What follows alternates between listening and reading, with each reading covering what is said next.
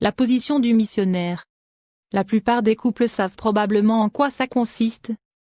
La femme est sur son dos, ses jambes écartées et l'homme s'allonge sur elle soutenant son poids avec ses coudes et la pénètre. Ses jambes entre les siennes ou à l'extérieur, le plus souvent à l'intérieur. Il peut s'allonger contre elle pesant plus sur son corps. La femme peut enlacer ses jambes autour de lui pour contrôler la profondeur et la vitesse de la pénétration dans son vagin. Elle peut aussi projeter son vagin en avant ou bien le balancer au rythme des mouvements de l'homme. C'est la position la plus pratiquée par les couples car elle est une des plus faciles à réaliser et elle est aussi la position la plus romantique. Lorsqu'un homme et une femme font l'amour, ils veulent ressentir un sentiment d'intimité et de communion avec leur partenaire.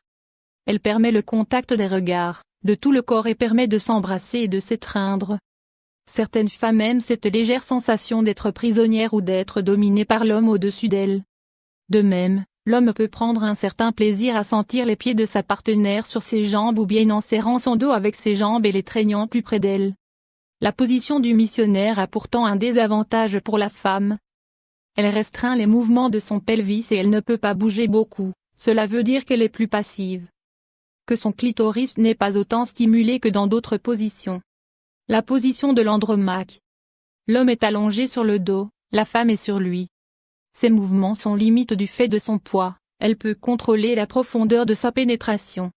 Les deux partenaires peuvent se toucher et caresser leur poitrine. Le clitoris, leur dos et leurs fesses et elle peut caresser sa poitrine, ses bras et ses testicules. La femme peut bouger dans une position de va-et-vient ou de bascule. Et elle peut contrôler le degré de stimulation qu'elle donne à l'homme en limitant le montant de son mouvement de va-et-vient sur sa verge.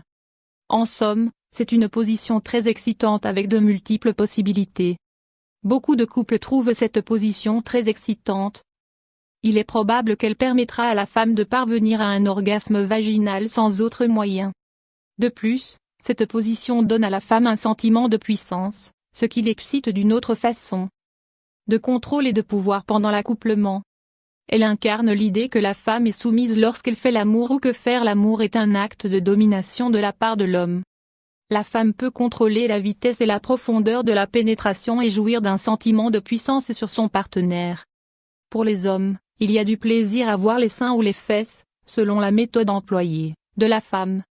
C'est certainement un changement de la perspective traditionnelle où l'homme a la responsabilité d'initier et de mener le couple pendant leur accouplement et que la femme est soumise, la récipiendaire passive de ses élans vaginaux. Il s'agit là d'une bonne expérience pour l'homme suffisamment à l'aise avec lui-même pour ne pas se sentir menacé par ce renversement des rôles. La position des petites cuillères.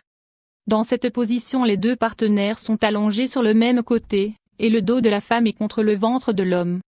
La pénétration vaginale par derrière est souvent plus profonde et donc très agréable pour les deux partenaires. Dans cette position, la pénétration est moins profonde qu'en levrette. Mais cet emboîtement des corps sur toute leur longueur, de la tête aux pieds, fait naître un sentiment de fusion sans pareil. Les deux partenaires ayant une main libre, l'homme peut caresser les seins, le ventre, le sexe de sa partenaire. C'est une position reposante, pas un muscle ne se fatigue. C'est la solution idéale pour les soirs où le couple est fatigué mais a tout de même envie de partager un moment d'intimité. Ce peut être aussi un préliminaire à un échange plus actif. Cette position implique des mouvements lents et doux, véritables appels à la tendresse et la détente. Hors détendu, on se laisse plus facilement aller au plaisir. Les petites cuillères est l'une des positions indiquées aux femmes enceintes, que le ventre peut gêner dans d'autres postures. Néanmoins, cette position a des limites. Les corps des deux partenaires sont en contact sur toute leur longueur mais ils se tournent le dos et ne peuvent se regarder. Par ailleurs, cette posture freine les mouvements de va-et-vient, moins vigoureux que dans d'autres positions. À déconseiller à ceux qui recherchent un rapport dynamique, passionné.